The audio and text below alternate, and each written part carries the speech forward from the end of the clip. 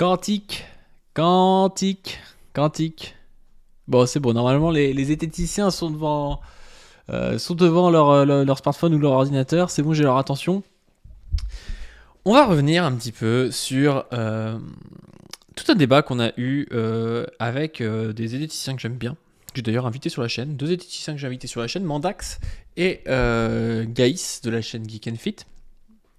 Parce que on s'est un petit peu clashé presque, il y a eu des débats, il y a eu des discussions à MP, parce que j'avais critiqué les zététiciens par rapport à leur silence, par rapport aux fake news et à la propagande de guerre pour le conflit israélo-palestinien. Vous allez voir que c'est même plus large que ça, ma critique. Tout d'abord, j'aimerais dire que, comme je les ai invités sur ma chaîne, de toute façon, c'est que j'aime bien leur travail, j'aime bien ce qu'ils font, Gaïs et Mandax.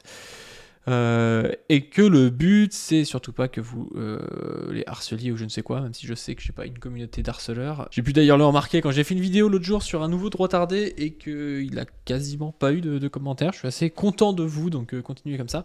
Le but, c'est pas d'harceler les gens, surtout que Mandax est actuellement dans une procédure contre psychodélique pour lequel je le soutiens. Parce que il a été harcelé et puis Mandax il a une longue histoire là-dedans.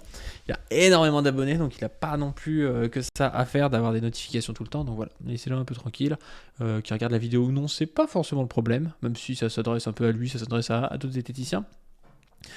De toute façon, je pense que ceux qui s'intéressent au milieu zététique, donc au milieu de l'esprit critique, je vais utiliser zététique, esprit critique, tout ça, en faisant l'amalgame, c'est-à-dire les gens qui tournent autour des rencontres de l'esprit critique, qui se définissent comme étant des gens qui sont là pour débunker des choses, pour apporter de la raison, pour remettre en question des choses, voir si c'est une vérité ou si en fait c'était une fake news, des pseudosciences, des choses du genre. Et donc, ce qui s'est passé, c'est que j'ai tweeté, peut-être un peu trop vite, il y a des gens qui s'insurgent plus contre la crème quantique de Guerlain que contre les fake news de l'armée israélienne qui légitime un potentiel génocide. Le sens des priorités. C'est pas un très bon tweet, je pense. C'est pas un très bon tweet, même s'il a fait réagir, parce que j'oppose en fait... je le pose pas dans mon tweet, mais on a l'impression que j'oppose le fait de critiquer la crème quantique de Guerlain, donc qui est bidon, et les fake news de l'armée israélienne, alors qu'en fait, il faut pouvoir critiquer les deux. Mais moi, ce qui m'a un peu énervé, on est d'autres à s'être énervé par rapport à ça, notamment Doomit, que vous connaissez peut-être, c'est que quand on a parlé de la crème quantique, je pense que les zététiciens ont tous sauté sur l'occasion d'en parler parce que c'est quelque chose qui plaît à leur public. Et moi, j'ai vu un truc qui, pour moi, va un peu à l'inverse de la zététique, c'est-à-dire des gens qui restent sur leur acquis, c'est-à-dire leur acquis de débunker des trucs quantiques depuis la nuit des temps et qui, au final, ne challengent pas leurs abonnés, alors même que l'esprit critique, la zététique, pour moi, a cet intérêt d'essayer de remettre en question des biais que les gens ont. Et du coup, ce qui me gêne un peu, c'est que par-delà ça, on va pas aller titiller les gens sur des choses où on sait qu'ils ont des croyances. Parce qu'on se dit qu'on va les choquer. Et justement, pour moi, la zététique, c'est aller chercher ces gens-là qui ont des croyances, quand bien même on pourrait les choquer. Alors, faut pas les braquer, mais voilà, pour moi, c'était ça la démarche. Et je trouve que rester sur ce genre de choses comme la crème quantique, même s'il faut en parler, le fait que tout le monde en parle et que ça fasse un truc énorme du côté de la zététique, ça me semblait un peu abusé. Peut-être que je me trompe parce qu'au final, Garlin se retrouve à faire une procédure, enfin LVMH, je crois, contre GG Milgram qui avait fait la vidéo sur la crème quantique. Tout mon soutien à lui d'ailleurs. S'il a une cagnotte d'ailleurs, je pourrais la partager, il faut qu'il me le dise. Enfin voilà. Donc en fait, ils ont sûrement bien fait d'en parler, donc c'est peut-être moi qui délire de ce côté-là. Mais ce qui m'énerve, c'est que dans l'autre cadre, on a une propagande de guerre assez évidente, des fake news de partout, et pas un mot des spécialistes du doute et du débunkage des fake news. Donc je trouve ça un peu dommage. D'autant plus qu'ils avaient été là, par exemple, pendant le Covid. Donc, quand il y avait des choses très importantes, comme le Covid, ils pouvaient être là. Alors, vous allez me dire, le Covid, c'est scientifique, oui, mais il y a tout un aspect aussi politique au Covid. Et ils parlent des fois de thématiques politiques quand même. Au-delà de ça, ce qui m'énervait aussi, c'est que vous avez des gens du milieu de l'esprit critique qui sont allés donner leur avis sur le conflit israélo-palestinien, notamment Clément Fraise ou Fritz, je ne sais pas comment ça se dit, qui a donné son avis, et en fait, son avis est juste désastreux et bourré de fake news. Et ça, c'est encore pire pour moi, parce que, en fait, quand on vient de ce milieu de l'esprit critique, on a une plus grande street cred, entre guillemets. Les gens ont fait autorité parce qu'on est censé être quelqu'un qui est rigoureux, quelqu'un qui ne croit pas tout et n'importe quoi, qui source ce qu'il fait. Et donc du coup, quand on commence à balancer des fake news, c'est plus dangereux que quelqu'un de normal qui balance des fake news. C'est un peu comme si vous alliez voir un médecin qui vous racontait n'importe quoi sur la santé. Vous vous attendez à avoir quelqu'un qui a une autorité. Alors même si vous savez qu'il y a des biais d'autorité, vous pouvez pas les dépasser totalement. Là, c'est pareil. Alors le fait que Clément Fraise nous explique ça, Israël commet un génocide, ils épurent ethniquement les Palestiniens. C'est faux. En fait, la population de la Palestine a été multipliée par 6 en 60 ans. Alors ça, c'est un argument qu'on entend souvent chez les négationnistes, parce qu'en fait, ils disent « Ah bah s'il y avait une Shoah, il n'y aurait pas autant de juifs » ou des trucs comme ça. C'est vraiment un argument, moi, qui m'a choqué. C'est pas parce que les Palestiniens, il y en a plus que dans les années 80, dans les années 60 là, du coup, qu'il n'y a pas d'épuration ethnique actuellement et qu'il n'y a pas une volonté de génocide. Donc c'est complètement dingue de tweeter ça quand on a plus de 100 000 abonnés.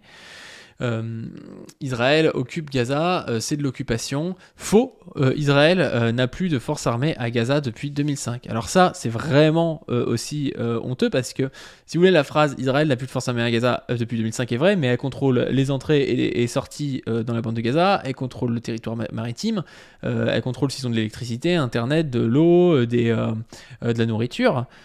Et elle est considérée, la bande de Gaza, comme un territoire occupé par l'ONU. Donc je sais pas ce qu'il lui faut, je sais pas si l'ONU, pour lui c'est un complot, peut-être, l'ONU. Non mais vous voyez, c'est un peu gênant quelqu'un qui se revendique de l'esprit critique commence à nous sortir ça, parce que c'est hyper facile à débunker et c'est juste faux. Ensuite, on avait Israël fait de l'apartheid.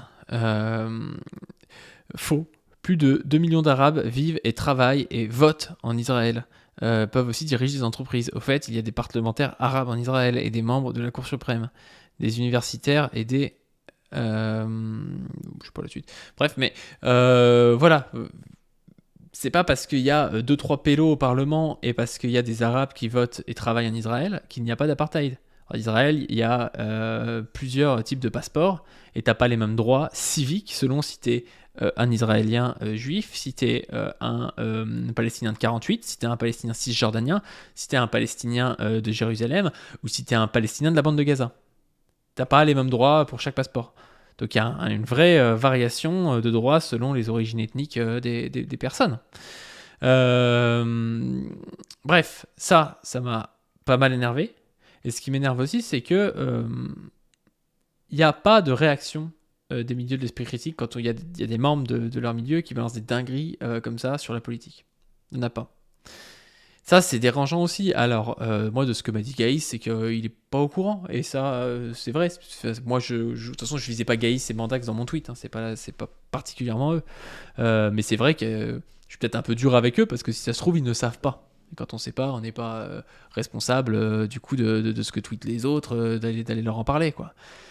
Mais quand même, le truc, ça paraît étonnant que personne ne sache ça, quoi. C'est parmi la quantité de zététiciens qu'on a, ça m'étonne qu'il n'y en ait pas un qui puisse savoir ça et soit le débunker en public, soit lui envoyer un message. Et s'il ne supprime pas, le débunker en public. Ça me paraît quand même étonnant, je sais pas vous. Je pense que beaucoup de gens le savent. Mais bon, voilà le truc. Ensuite, le pire là-dedans, c'est que quand je l'ai débunké, Clément Fraise m'a bloqué. Ce qui veut donc dire que j'avais fait 2 tweets sur lui, je crois. J'avais fait un tweet, puis après je lui avais répondu parce que il avait dit qu'en fait, les gens qui avaient ressorti ce tweet, donc moi, étaient des complotistes et des extrémistes. Et je suis désolé, c'est pas parce qu'on parce qu'on débunk des choses au niveau politique qu'on devient des complotistes ou des extrémistes. Et ça, c'est vraiment très très très problématique de sa part. Ce n'est pas les zététiciens en général, c'est Clément Fraise, c'est très très très problématique. Quelqu'un proche du milieu de l'esprit critique soit contre la critique, en fait. surtout quand elle est sourcée, et se retrouve à traiter tout le monde de complotiste quand il a tort. Donc ça me gêne. Par rapport à ça, les réactions de Gaïs et Mandax. On va commencer par Mandax. Mandax m'a un peu engueulé en me disant bah ouais mais toi il y a plein de trucs que tu traites pas et donc ça veut dire que tu t'en fous d'après toi-même quoi. Bon, je pense. Bon, ça m'a pas trop convaincu comme truc, mais je comprends ce qu'il veut dire. Et il m'a dit après, parce que je lui ai dit, ouais, mais attends, il y a un silence quand les, par rapport à ça, alors que c'est truffé de fake news, c'est dommage de pas avoir des choses au niveau de l'esprit critique, alors que c'est un cas d'école de propagande de guerre. Il me dit, je vois tout sauf du silence. Alors ça, je sais pas de quoi il parle peut-être des gens hors esprit critique qui en parlent beaucoup. Des tas de gens, ils vont de leur avis plus ou moins bancal et définitif. Le sceptique qui doute, il fait sans doute son job en fermant sa bouche sur un sujet où ses compétences ne sont pas spécialement utiles et je leur remercie. Alors ça, c'est une position que j'ai envie de critiquer. Et encore une fois, de base, je critiquais pas Mandax, mais vu que en fait, mes interlocuteurs principaux, c'est Mandax et Gaïs, parce que c'est les gens que je connais, c'est les gens peut-être qui sont le plus proches de moi, et malheureusement qui aiment bien Châtie bien, enfin, qui se retrouvent à parler avec ces... Je pense qu'en fait, il y en a qui m'écoutent pas parce qu'ils me prennent pour un communiste, et voilà, un communiste, forcément, il faut pas lui parler parce que nous, on trouve que la zététique se wokise et c'est très grave, quoi. Donc je pense qu'il y a des zététiciens qui s'en fichent, de mon avis. Mais il y en a d'autres qui s'en fichent peut-être moins. Et je pense que Mandax et Gaïs sont dans ce cas. Donc je trouve qu'il y a un problème là-dedans parce que pour moi le scepticisme ne doit pas être un prétexte à l'inaction. C'est-à-dire que le sceptique, il n'est pas sceptique pour dire ah bah je me retire de la société, je suis un ermite, je ne choisis pas. Quand il y a un potentiel génocide basé sur des fake news, le sceptique pour moi il est censé douter et arriver à dire ah bah non c'était une fake news et je fais un choix et je fais un choix qui va dans le sens le sens de débunker ces fake news et le sens de la raison quoi. Parce que sinon c'est trop facile. Sinon à ce moment-là, bah, le sceptique il pouvait rien dire pendant le Covid parce qu'il doute, donc il ne sait pas. Et puis il pouvait rien dire par rapport à la Terre plate parce qu'il ne sait pas. Enfin vous voyez les trucs. Moi s'il y a un gars à côté de moi qui commence à dire que la Terre est plate, ben, je vais arriver et lui dire ah, pourquoi tu penses ça machin et puis je vais essayer de lui montrer qu'en fait c'est faux. Je vais pas faire le gars qui dit ah bah je ne sais pas, on ne peut pas savoir et puis barrer quoi. Donc il y a ça. Et il y a aussi quelque chose, moi, qui m'a un peu gêné, c'est il fait sans doute son genre, enfin, ça bouge sur un sujet où ses compétences ne sont pas spécialement utiles. Ça, je pense que c'est clairement faux. Je pense que c'est clairement faux parce que il y a des gens qui le font. C'est pas impossible d'avoir de douter et d'avoir un avis critique et rationnel sur le conflit israélo-palestinien.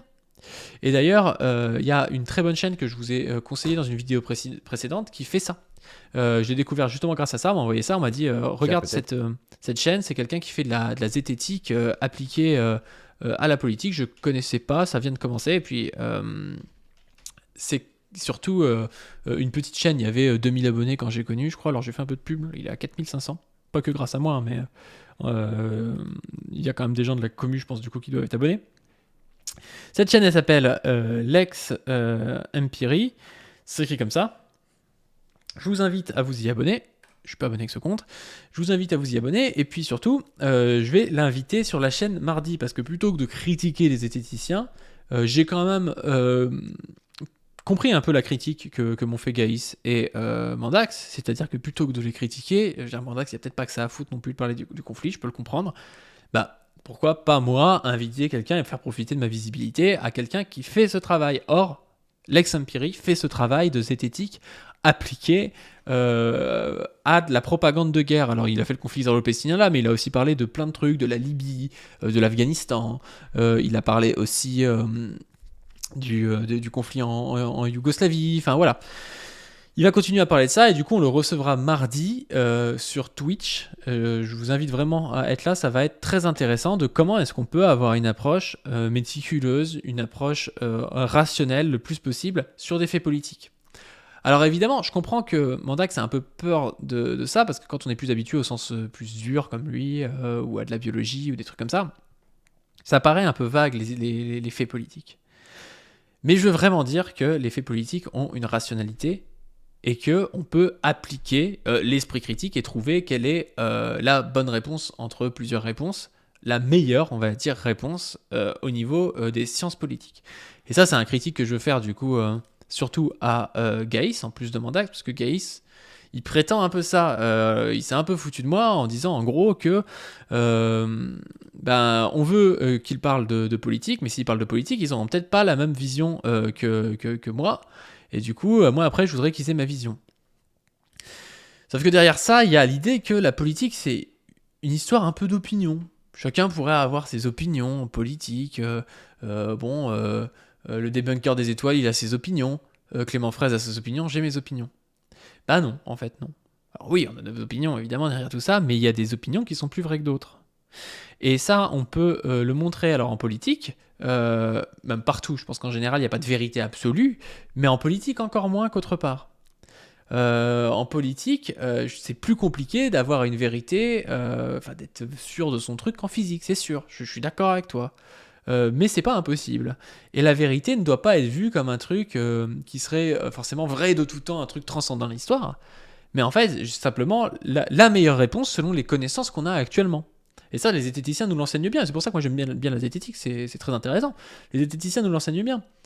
Quand on était au moment de la Covid, les zététiciens essayaient de trouver la meilleure réponse à l'instant T par rapport aux connaissances qu'on a. On fait pareil en politique. Si demain, Israël, on me dit oui, ils ont bombardé tel hôpital. Et qu'on n'a aucune preuve de ça. En fait, c'est juste le Hamas qui dit ça, il n'y a aucune preuve. Je vais peut-être me dire, je suis pas sûr que ce soit vrai, je pense que c'est plutôt faux. Par contre, si le lendemain, il y a une vidéo qui sort, et puis Israël finit par reconnaître la frappe, là, à ce moment-là, on se dira plutôt que c'est vrai qu'Israël a bombardé cet hôpital. Donc voilà, c'est comme ça qu'on fait. Il y a aussi évidemment des organisations internationales. Alors, c'est mieux quand elles sont indépendantes. Évidemment, si vous prenez une organisation internationale de 8 pays qui sont tous ligués ensemble contre je ne sais pas quel pays, ça va être un peu biaisé.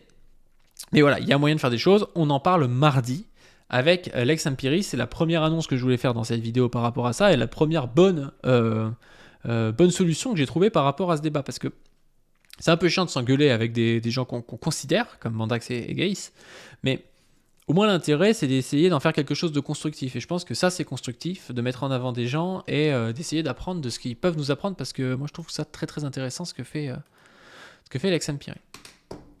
Après, je voudrais faire une critique plus large. Alors c'est une critique qui revient depuis, je pense, quelques années par rapport à la zététique, mais c'est le fait qu'il soit un peu aveugle aux sciences sociales. Je dis un peu parce que c'est un peu dur de dire ça à des gens comme Latran-Chambier ou même à des gens comme Gaïs. Gaïs s'est battu contre Psychodélique pour lui expliquer un peu des choses sur la transidentité dans le sport. Gaïs, c'est pas un type totalement neuneux qui te dit ah ouais en fait quand on est avec un chromosome Y, on est un homme parce que le genre n'existe pas, comme certains zététiciens d'ailleurs aussi, mais comme des gens qui sont extrêmement naturalistes, voilà. Donc je pense pas du tout ça de Gaïs, c'est pas le souci. Mais je pense quand même qu'il y a des choses qu'il ne sait pas en sciences humaines, et notamment en épistémologie par rapport aux sciences humaines, et que ça pourrait enrichir sa pratique de le savoir. Et Mandax, c'est pareil. Mandax, ce serait dur de dire qu'il parle jamais de sciences humaines. Par exemple, il avait fait une vidéo aussi sur le genre, qui était très bonne, qui était très intéressante. Donc c'est quelqu'un qui est ouvert aux sciences humaines. C'est quelqu'un qui invite aussi des spécialistes des sciences humaines. Par contre, des fois, il va aborder des sujets, récemment par exemple la religion, et il va l'aborder d'un point de vue que je trouve assez monocausal un peu, d'un seul point de vue, où il va en fait utiliser son expérience de critique des pseudosciences pour critiquer la religion, un peu comme si la religion était une pseudoscience particulière. Alors oui, il a raison, en quelque sorte, il y a des aspects pseudo-scientifiques à la religion. En France, c'est un peu moins le cas, parce que, vous croisez le chrétien de base que vous connaissez, vous lui demandez, pour savoir s'il faut... pour savoir si la Terre tourne du Soleil, est-ce que je dois demander au pape ou est-ce que je dois demander au CNRS, il va vous répondre au CNRS, dans l'immense majorité des cas.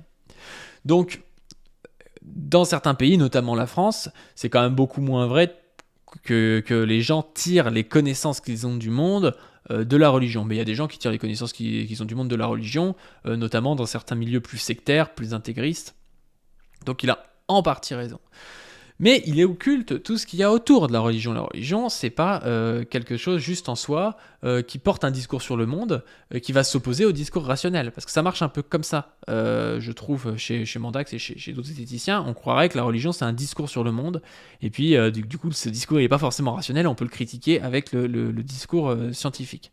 En fait, la religion est inclus dans des rapports politiques, des rapports sociaux, des rapports historiques, des rapports de pouvoir, et tout ça est très très important quand on critique la religion.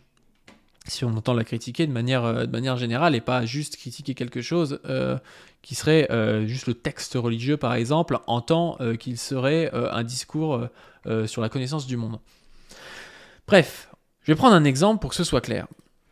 Mandax, ou la Tronchambier, je ne sais pas si c'est Mandax qui a tweeté, mais quelqu'un de la Tronchambier a tweeté la désinformation criminelle des antivax fait planer la menace de l'assassinat partout.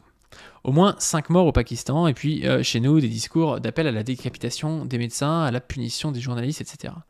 Au drame de ces morts brutales s'ajoute celui d'une région où l'obscurantisme condamne des enfants aux affres d'une terrible maladie éradiquée dans le reste du monde. Pour l'heure, on estime que les responsables de cette tuerie sont des terroristes islamistes. Aucune surprise, on sait que les mouvements anti-vax sont toujours très proches des groupes religieux intégristes.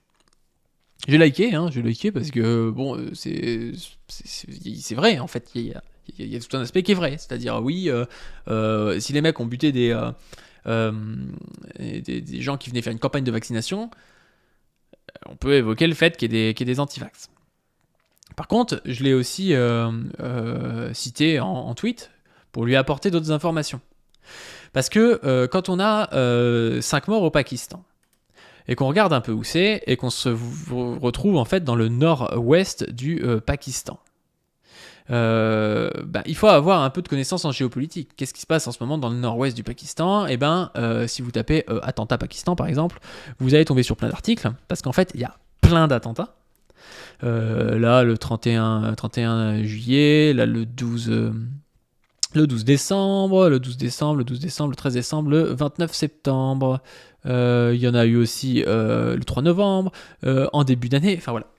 Il y a eu... mince, vous ne voyez pas, bon, vous tapez attentat Pakistan, vous irez voir. En fait, il y a plein d'attentats en ce moment dans le nord-ouest du pays. Pourquoi ? Parce que le pays a une frontière au nord-ouest avec l'Afghanistan. Et depuis 2021, il y a les talibans au pouvoir en Afghanistan.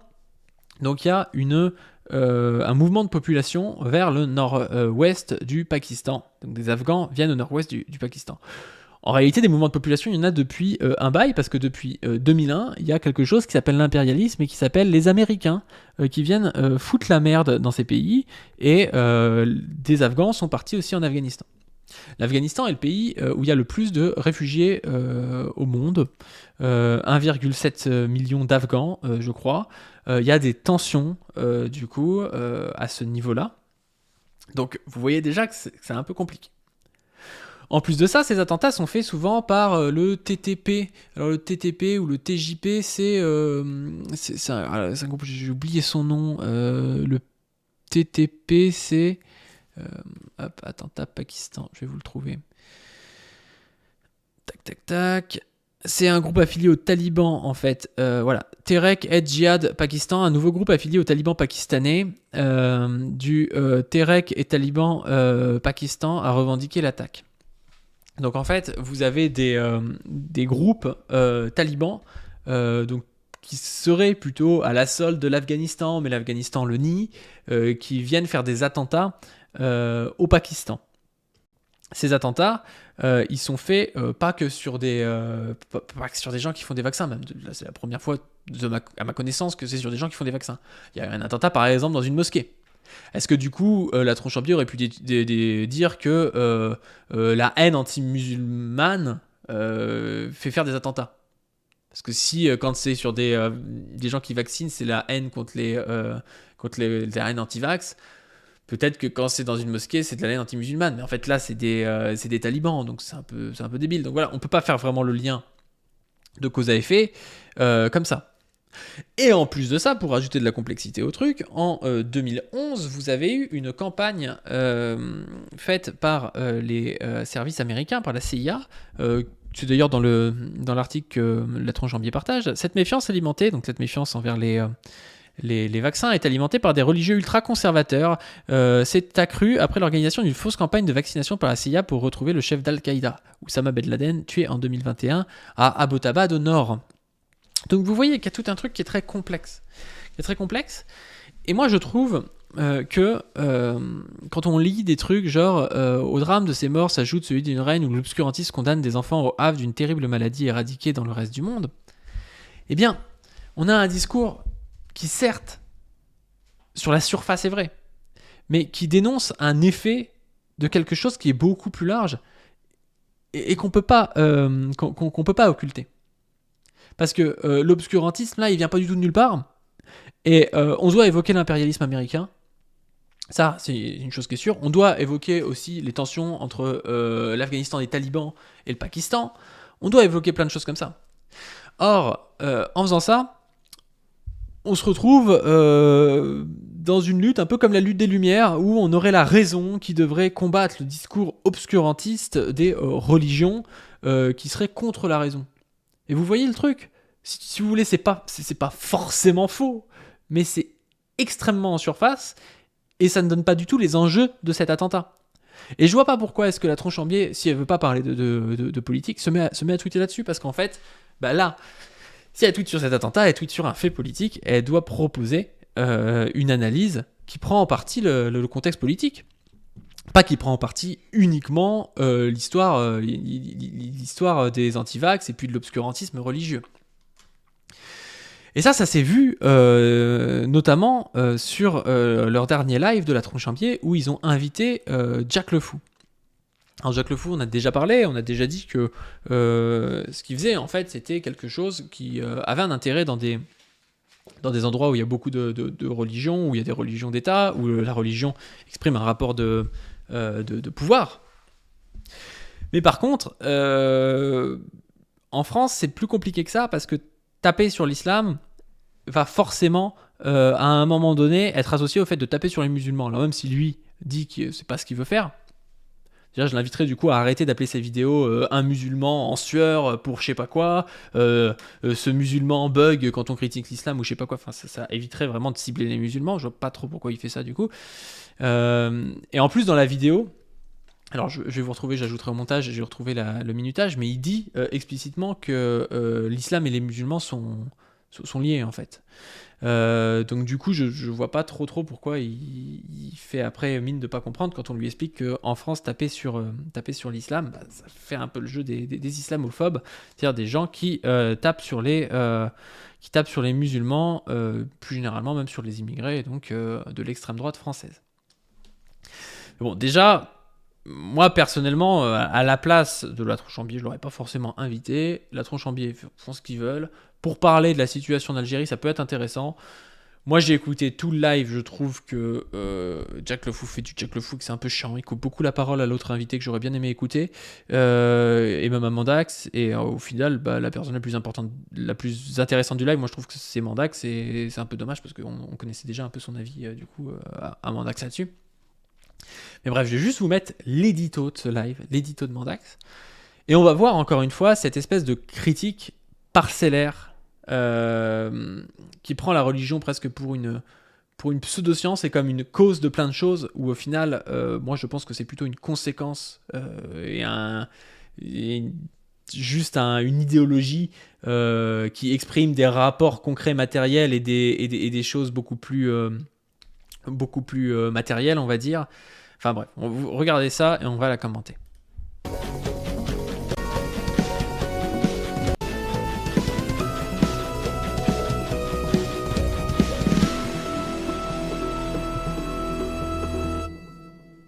Bonsoir tout le monde, bienvenue, c'est La Tronche en live. Est-ce que vous m'entendez bien? J'espère, malgré les énormes tempêtes de neige. Alors on a au moins 4-5 mm en France, c'est impressionnant, c'est incroyable. Comment, entre parenthèses, peut-on critiquer la religion? France, pays laïque, sans religion d'État, évidemment, et même réputé pour être sévère avec la spiritualité. Depuis l'étranger, nous sommes suspectés d'intolérance envers la scientologie et les autres sectes, un tant soit peu connues, qu'ailleurs on reconnaît comme des religions. Ça, je ne savais pas d'ailleurs qu'on était réputé comme étant intolérant envers les scientologues, c'est improbable. autrefois fille aînée de l'Église, par la volonté de ses rois, de droit divin, la France est devenue une terre où progresse l'incroyance, ou plus exactement l'irreligiosité. Le monde politique en est un reflet criant. Chez les élus, il est plutôt de bon ton de ne pas trop afficher sa croyance, et la métaphysique constitue rarement un argument électoral. Pour comparer, le Congrès américain ne compte quasiment que de fervents croyants ou des personnes qui jugent qu'elles ont besoin d'être considérées comme telles pour être élues. En France donc, Ça, c'est vrai. Nous, pays des Lumières, on n'a pas là avec tous les présidents qui sont là en mode. Les présidents américains qui sont là toujours. Ouais, je suis un bon protestant, machin. nous avons le sentiment que la question est réglée, qu'il serait anachronique de porter une critique des religions, puisque la Révolution, les bouffeurs de curés, la loi de 1905, tout ça c'est vieux, c'est fini, quel combat d'arrière-garde. Il faudrait s'intéresser. Ah, est-ce qu'il parle de moi Pour moi, en fait, Jack Le Fou, typiquement, c'est un libéral au sens lumière du terme. Donc oui, pour moi, Jack Le Fou, je veux dire, c'est pas quelqu'un qui est actuellement sur le champ français. Ce qu'il fait n'est pas particulièrement progressiste, en fait. Ça peut même être réutilisé dans un discours un peu libéral, bourgeois, centre ou réac, type printemps républicain, type Caroline Fourès, des trucs comme ça. Il faut voir, en fait, faut jamais penser les choses comme étant progressistes en soi ou réactionnaires en soi. C'est-à-dire que Jack Le Fou, dans un pays qui est soumis à une forte domination religieuse, c'est quelqu'un de plutôt progressiste, je pense. En France, c'est beaucoup moins le cas.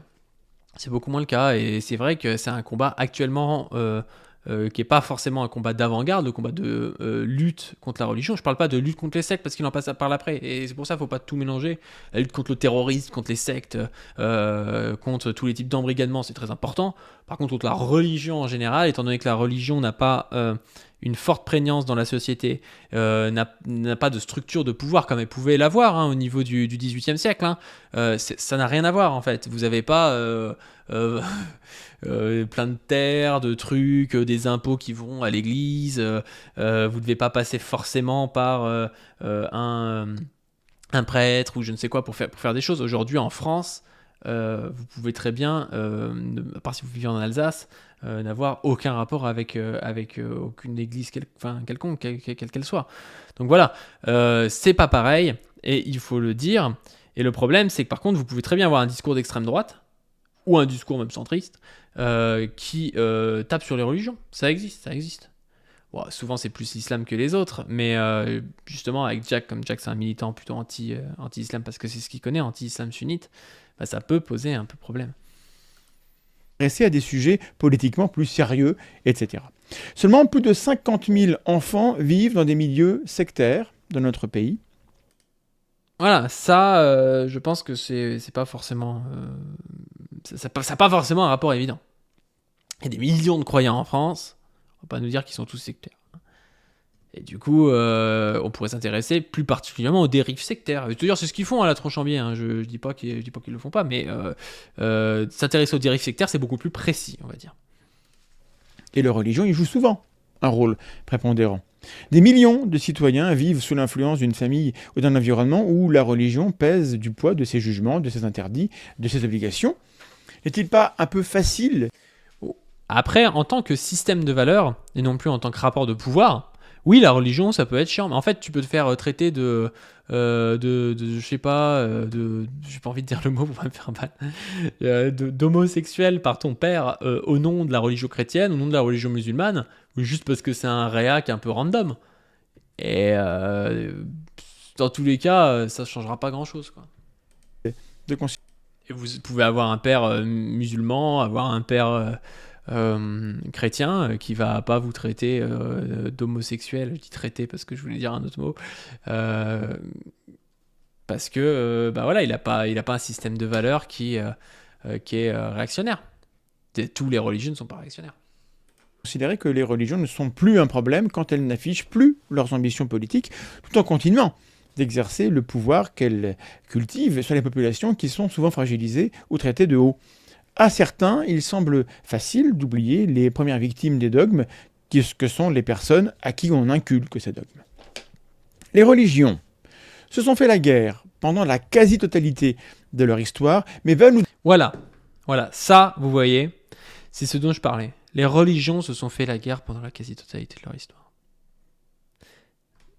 Non, je suis désolé, il y a des nations qui se sont fait la guerre des intérêts, des rapports de pouvoir, des rapports matériels, c'est pas les religions qui se sont fait la guerre. Évidemment, on peut le dire comme ça, oui, mais en fait, ça arrive en dernière instance. C'est beaucoup plus... parce que même, en fait, quand vous vous intéressez aux religions, notamment à la religion chrétienne, il faut s'intéresser à la papauté, il faut s'intéresser... Et là, vous rentrez dans un rapport de pouvoir. Et le problème, c'est qu'il y a toujours un peu ce double discours où on ne sait jamais trop si Mandax va nous parler de la... Comment ça s'appelle de la religion en tant que pseudo-science, en tant que le texte dit des conneries, et le rapport de pouvoir d'un État où, oui, le roi est droit divin, mais c'est pas parce que le roi est droit divin que c'est la religion a fait ça. Pour comprendre la chose, il faut du coup remettre la religion dans son contexte et dire, oui, la France, sous ce roi-là qui était allié avec le pape, qui était chrétien, a fait ce truc-là au nom de la religion. Et puis en fait, on se rend facilement souvent compte qu'il y avait aussi des intérêts économiques, qu'il y avait d'autres trucs en fait. Et on peut pas dire non, faut s'intéresser à la religion parce que les religions en fait, elles ont fait faire des guerres dans l'histoire. C'est plus compliqué que ça. C'est beaucoup plus compliqué que ça. Ça veut pas dire qu'il n'y ait pas des guerres où le facteur primordial ce soit la religion, mais c'est quand même extrêmement rare. Nous donner des leçons sur ce qu'est la paix. Elles ont inventé le blasphème, le crime par la pensée. Et puis, au contraire, il y a des moments de l'histoire où la religion, parce que là, il dit, oui, elle nous donne des leçons sur ce qu'était la paix. Il y a des moments de l'histoire où la religion est un facteur de paix. Il y a, je parle souvent de la théologie de la libération. Qu'est-ce qu'on va aller faire chier la théologie de la libération en disant, oui, mais attendez, la religion en tant que telle est vectrice de guerre. Oui, mais attendez, la théologie de la libération, c'est des mecs qui arrivent et qui disent au nom de Dieu, pourquoi est-ce qu'aujourd'hui il y a des gens dans mon pays d'Amérique du Sud qui crèvent la dalle pendant qu'il y a des bourgeois qui se gavent dessus et qui les laissent crever et qui envoient l'armée. Bah oui, c'est la religion aussi, la théologie de la libération, mais il y a un aspect tout à fait progressiste et tout à fait pacifique. Donc si on rate le politique et qu'on parle juste de la religion en tant que religion, je trouve qu'on fait en fait un essentialisme. En fait, c'est de l'essentialisme et on comprend plus rien. Et ça, c'est dommage, quoi. Pour interdire la critique, et partout où on leur a retiré ce pouvoir, elles pleurnichent. Les athées sont maltraités depuis des siècles dans les territoires où règnent les autorités religieuses, mais les religions se plaignent constamment d'être les vraies victimes d'un monde bien trop intolérant. Elles ont pratiqué la chasse aux sorcières, les bûchers qui vont avec, les pogroms, les mises à l'index, l'excommunication, et n'ont été gênés par l'esclavage que bien après le reste de la société, mais revendiquent le droit d'être des références de la morale et s'invitent dans certains comités d'éthique. Les religions ont institutionnalisé, avalisé au nom du divin, l'assujettissement, j'ai les mots beaucoup trop durs ce soir, l'assujettissement des femmes, leur emprisonnement dans les liens du mariage, ça... Il dit institutionnalisé, et là encore, il a pas tort, mais le patriarcat est pas... En fait, c'est pas la religion qui a créé le patriarcat. C'est l'inverse. C'est-à-dire que vous avez des systèmes patriarcaux avec des rapports de domination concrets, et la religion vient légitimer ces rapports dans des textes, dans des croyances, dans des mythes. Mais c'est pas, il n'y a pas eu d'un coup le mythe en soi qui est né dans la tête des hommes pour dire ah ouais en fait il faut que ta femme te soit soumise. Non, il y a eu des rapports sociaux et des rapports de pouvoir dans la société qui ont soumis les femmes.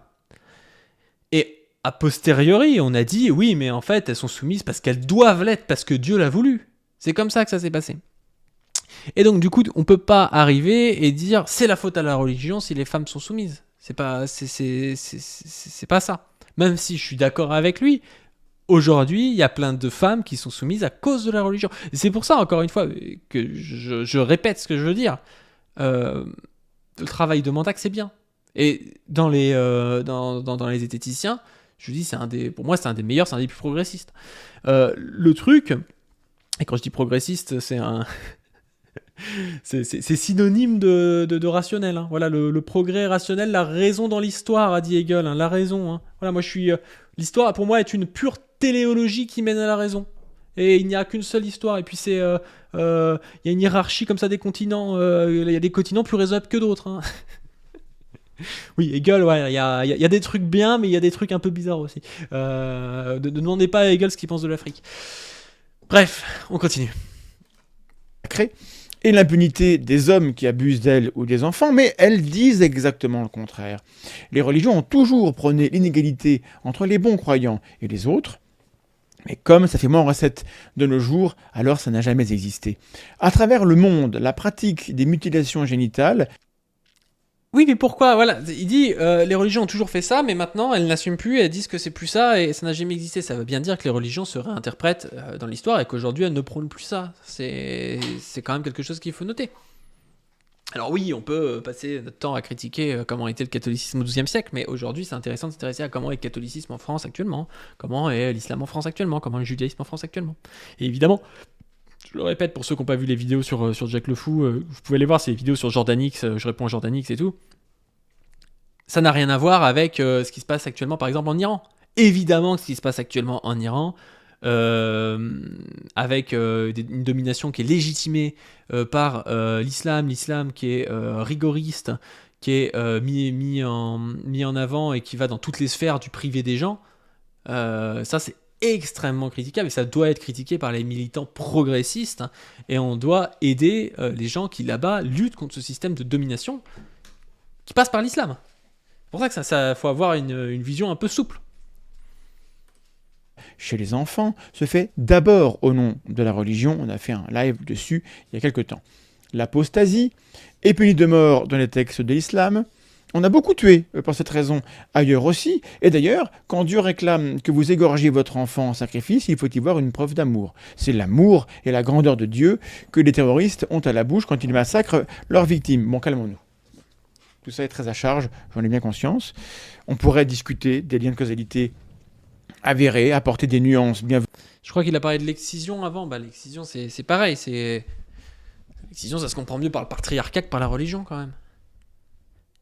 Après, oui, la religion légitime l'excision. Donc, oui, en quelque sorte, la religion passe par là, c'est sûr. Mais voilà, après, il va présenter les gens, je crois, à tout ce que je viens de raconter, mais on ne devrait pas. Et il dit, voilà, on peut critiquer les liens de causalité, moi, c'est ce que j'ai fait un peu ce soir. Immédiatement être choqué ou effrayé quand quelqu'un soulève les points que j'ai évoqués, et je suis sûr que j'en ai oublié en plus.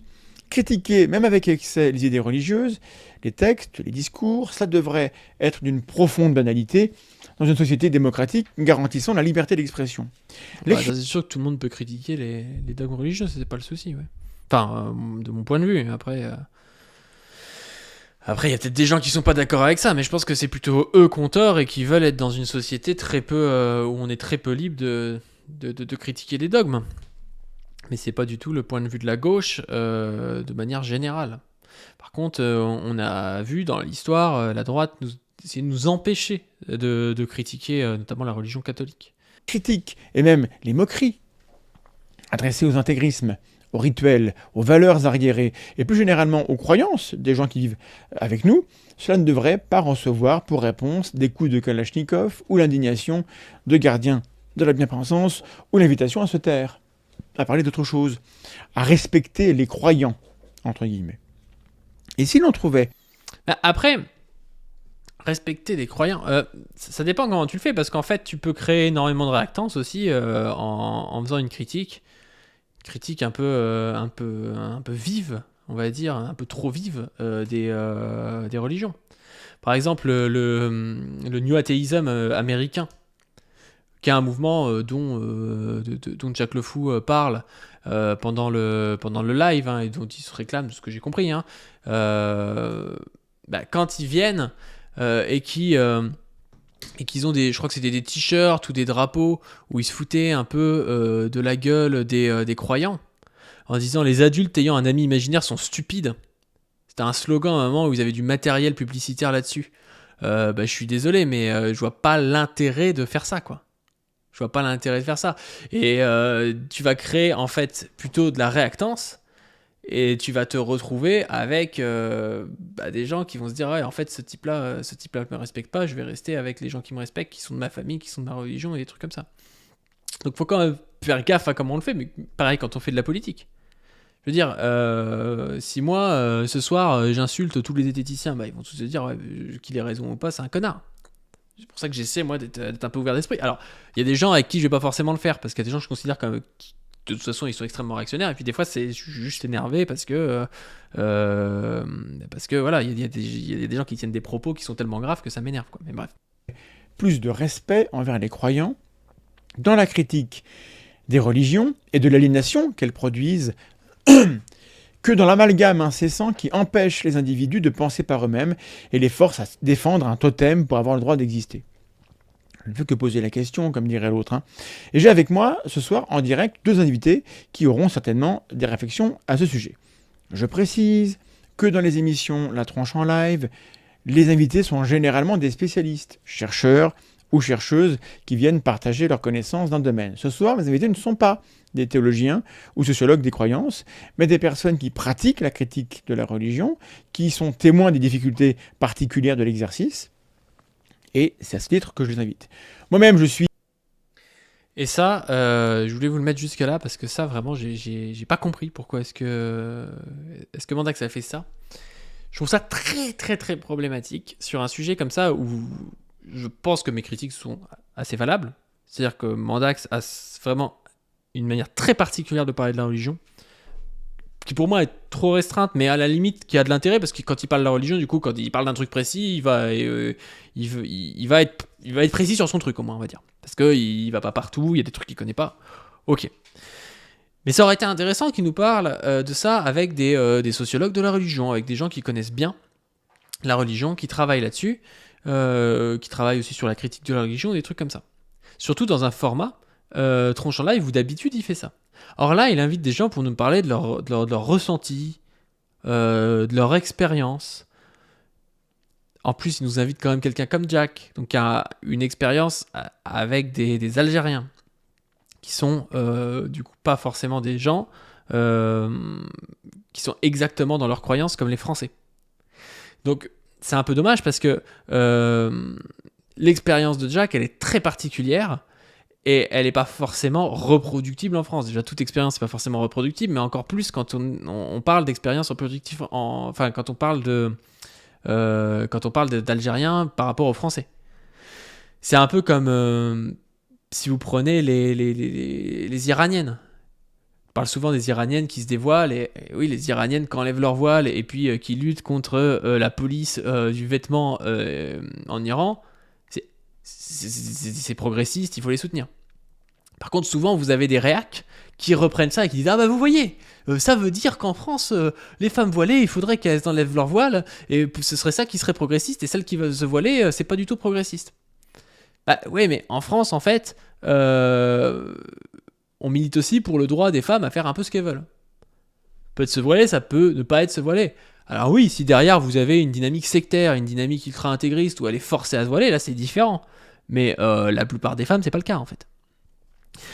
Donc voilà, c'est pour vous dire qu'une situation dans un pays ultra-religieux, une situation dans un pays peu religieux comme la France, c'est pas pareil. Donc venir parler de l'expérience de quelqu'un qui a une expérience dans un pays qui est tout à fait différent de la France, je trouve ça dangereux par rapport à ce qu'a fait Mandax. Et je trouve ça encore plus dangereux de l'avoir fait dans un format qui habituellement reçoit des spécialistes, parce que la personne qui arrive au milieu du live, la personne qui n'a pas écouté tout l'édito de Mandax, elle va donner une importance à ce qui est dit plus forte que si ça avait été dans un nouveau format, par exemple dans un format pour raconter des expériences, son ressenti. Moi je le fais dans From Zero to Coco, j'aime bien, les gens me racontent comment ils ont développé un truc. Mais ils se présentent pas comme étant des spécialistes. Et ils sont pas dans un format où les gens vont les prendre pour des spécialistes. Ils ont très bien compris que c'était une histoire personnelle. Or là, ça pose question. C'est un peu comme si là je mets une blouse, vous allez me prendre un peu plus pour quelqu'un, pour un sachant, pour un médecin, pour je ne sais quoi, pour un savant, pour quelqu'un qui bosse en laboratoire. Et ça crée cet aspect d'autorité. Je trouve ça un peu problématique du coup qui les fait raconter des choses qui n'ont pas plus de raison et pas plus de niveau de preuve, on va dire, qu'une expérience personnelle sur ce type de format. Donc bon, avant de terminer, je voudrais dire que ces critiques-là que j'ai faites, je pense que c'est des critiques qu'on entend depuis souvent sur la zététique, sur la zététique française notamment, des fois plus ou moins bien comprises par ceux qui se font critiquer. Je me souviens des EM, alors j'ai pas trop regardé à l'époque des EM, mais je crois qu'il y avait des critiques de ce type, mais il y avait aussi le problème que Mandak, je crois, disait qu'il se faisait harceler par les EM à l'époque. J'ai pas suivi l'histoire dans tous les cas, donc je n'aurais pas vous dire exactement ce qui se passe, mais dans tous les cas, le but, et mon but, vous avez bien compris que c'est pas ça, et que c'était pas du tout le d'emmerder Mandax, quoi. Mais je voulais vous lire un dernier truc, c'était un article de quelqu'un qui n'est pas n'importe qui dans la zététique, c'est Richard Monvoisin. Alors pour ceux qui ne le connaissent pas, Richard Monvoisin, c'est un des élèves d'Henri Brock, donc le fondateur du laboratoire de zététique de Nice dans les années 90. C'est quelqu'un qui écrit dans le monde diplomatique, qui est vraiment un grand nom, on va dire, de la zététique française. Et il avait fait un papier comme ça où il parlait des dérives possibles de la zététique. Et c'était intéressant parce qu'il visait un peu le même type de critique que celle que je fais là. J'étais pas au courant avant. C'est un article qu'on m'a envoyé, que j'ai lu après. Donc j'étais content de voir que j'étais peut-être pas dans le faux totalement. Je vais vous lire tout ça. Alors je vous lis pas tout. Je vous le mettrai dans la description si vous voulez le lire. Mais en gros, il parle de l'évolution de la zététique sur YouTube. Et il dit notamment qu'à partir des attentats de Paris, c'est un peu une nouvelle phase dans la zététique en ligne sur Internet. Il dit ça. Les attentats de Paris firent craquer encore quelques coutures de cette zététique malmenée. Des décideurs se revendiquant de la démarche, pensant avoir un certificat d'autodéfense intellectuelle en ayant pris une liste de sophismes et regardé 3 vidéos, foncèrent tête baissée dans la doxa de la déradicalisation. Si la zététique lave plus blanc les toches des sectes, pensait-il, il devrait laver plus blanc les barbes des salafistes. Mais la prémisse était mineure. En ciblant uniquement le mécanisme religieux, ils étaient opportunément évincés de tous les aspects endogènes de la question terroriste, depuis le traitement des vagues d'immigration en France jusqu'aux politiques d'intervention militaire dites humanitaires. Donc là, on est sur une critique qui est un peu parallèle à celle que j'ai faite sur ce que disait Mandak sur l'attentat là, au Pakistan, c'est-à-dire que c'est bien de voir la religieux et de voir l'aspect obscurantiste des gens, mais en fait, c'est pas que ça, et c'est même pas particulièrement ça. C'est pas le plus important en fait. Le doute méthodique que le programme étatique aurait dû instiller se ramollit, probablement sous l'effet humidifiant des mannes de fond débloquées pour l'occasion. D'un coup, tout le monde, même ceux qui conspuaient la démarche sceptique quelques heures plus tôt, voulut s'emparer qui d'allocation de recherche sur la question, qui de programme d'intervention en milieu carcéral permettant tous les excès, le stage proposant des jeunes rentrés du djihad, du sabre à caresser des hamsters en était certainement le plus navrant. La période YouTube et post-attentat teinta la zététique, devenue enfin populaire d'une certaine incohérence intellectuelle.